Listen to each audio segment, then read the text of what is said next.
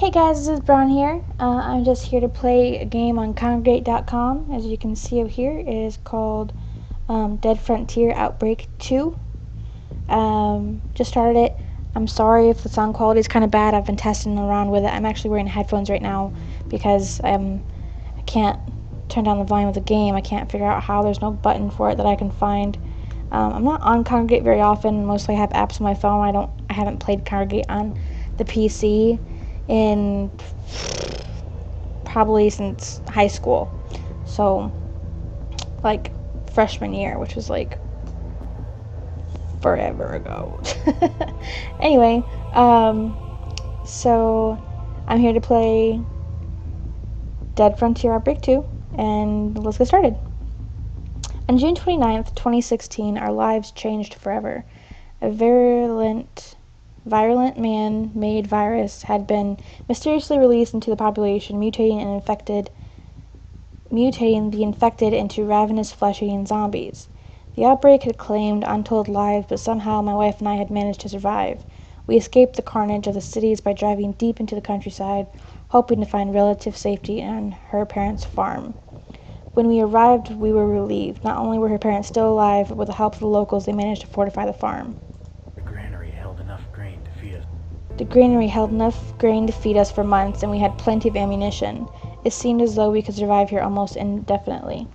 All too soon we realized things weren't that simple. With no one working at the local sewage treatment plant, filth had found its way into our drinking water.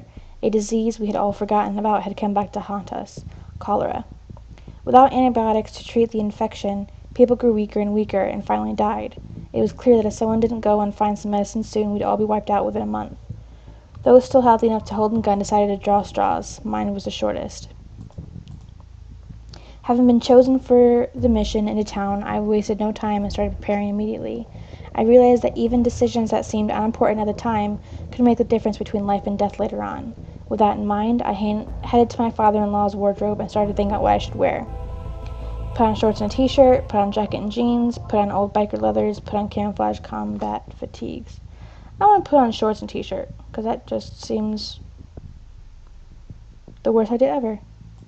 I chose a pair of shorts and a baggy t-shirt from the wardrobe. It was a sunny day, and the last thing I wanted to be was uncomfortable. I knew that I was heading straight into a meat grinder. Zombies still wandered the streets, devouring any living thing that crossed their path. I knew that confrontation with the infected was inevitable, so after I got dressed, I headed straight to the armory. Take a shotgun or hunting rifle, automatic pistol, submachine gun. Let's take an automatic pistol. I took the pistol since it was easiest to carry and had plenty of rounds. Okay. Having armed myself, I grabbed a rucksack to carry some additional supplies. It was imperative that I traveled light so I could complete my mission as quickly as possible. My fellow survivors were counting on me getting back with antibiotics as soon as possible, and the risk of being unable to outrun the infected was one I wasn't willing to take.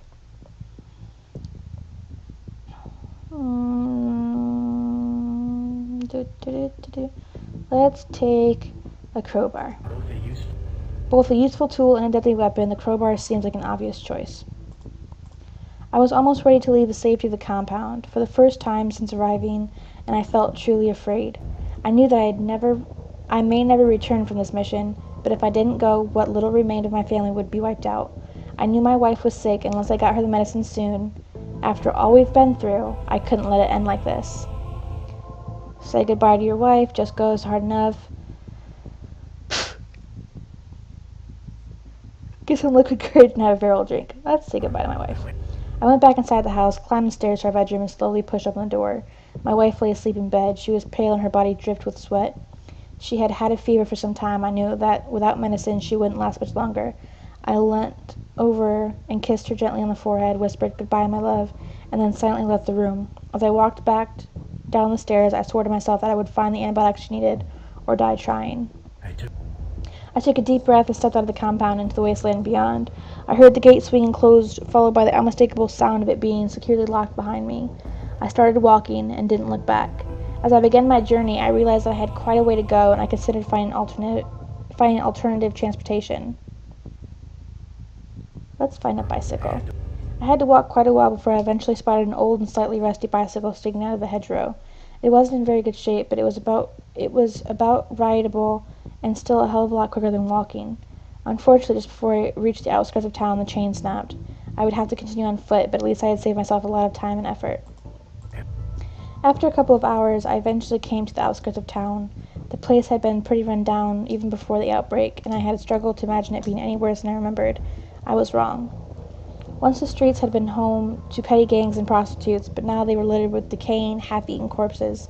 The air was thick with flies, and maggots crawled and squirmed among the bodies. I took a moment to regain my composure and then pressed on, trying not to notice what I was standing on. As I turned a corner, I saw another man standing some distance down the road. I had no idea if it was a survivor like myself or one of the infected. Let's talk to him. I thought the man might be another survivor, so I tried to talk to him. I waved and shouted hello, which got his attention, but he didn't reply. He then began to stumble over to me. At first I thought he might be injured, so I asked if he needed help, but as he came closer, my mistake became apparent. The man was infected after all. I had no choice but to open fire. Having dealt with the situation, I continued on down the streets towards a small chemist. To my relief and surprise, the building didn't show any outward signs of having been looted. The door was closed and the glass window was still intact. I glanced around to make sure there were no infected nearby, and I tried the door. It was locked. Let's break the lock with a crowbar. I took out the crowbar and wedged it in between the door and the frame. With a little bit of effort, I was able to lever the door open, allowing only a brief cracking noise to give away my position. As I entered the building and looked around, I realized that the antibiotics I was so desperately needed would be kept in the back of the shop, so I carefully made my way towards the counter. Just in front of it, I noticed a body wearing what appeared to be a white lab coat. It was probably the chemist. From the bloodstain and bullet hole in his back, I surmised that he had been shot to death.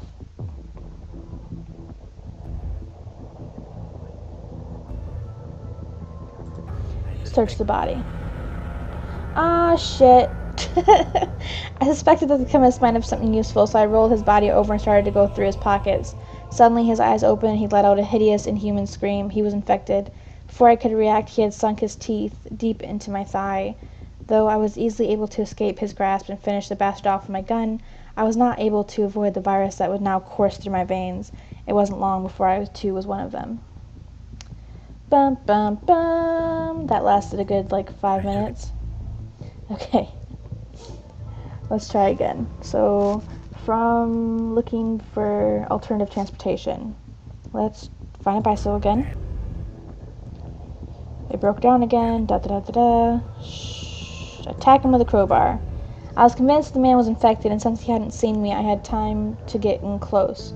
I took out my crowbar, slowly crept up behind him, and smashed him as hard as I could in the back of the head. I felt his skull cave in with the first blow, and after several more, there was nothing left but lumps of brain and fragments of bone. Even if he was human, he probably wouldn't have suffered. Having dealt with the situation, I continued on toward the street into a small chemist. Didn't look. Break the lock again.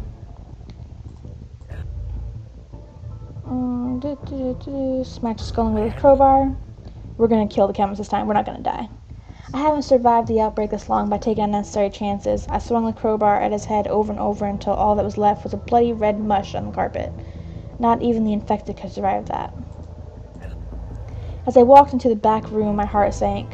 While the front of the shop had been left untouched, looters had clearly broken into the back and taken all the medicine. Most likely drug addicts in search of a fix. I searched everywhere, but the only thing left was a few tubes of hemorrhoid cream.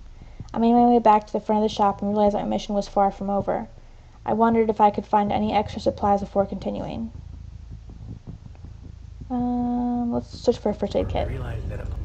I realized that a place like this probably sold some basic first aid kits and equipment.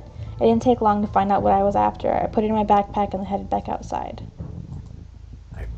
I pressed on towards the local mall. It was the only place in town that I knew for sure had a pharmacy. There may have been other places, but I didn't know where they were and didn't want to risk getting eaten alive while looking for something that might not exist. As the mall finally came into view, I felt a strange mix of relief and horror. I was now close to my goal, but it seemed that the last few hundred yards would pose an almost insurmountable problem. The plaza in front of the building was infested with zombies. And we're going to stop there, guys, because I have a phone call. So we'll go back later. Bye!